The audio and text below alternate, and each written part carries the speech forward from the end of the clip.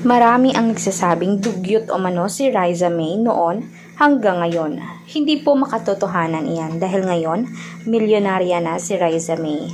Sa halos ilang taon na siya sa showbiz, imposibleng walang pera ito. Si Riza May ay mas hinop na bata. Inuuna ang pamilya, inuuna ang blessing na talagang ilagay mismo sa tamang pagkakalagyan para mas lalong dumami at si Riza May ay hindi makasarili.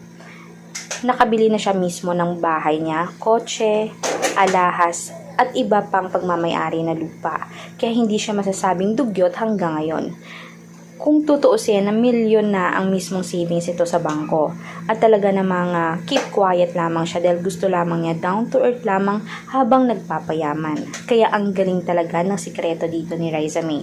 Tanging faith umano lang sa itaas at talagang sabay ng hardworking.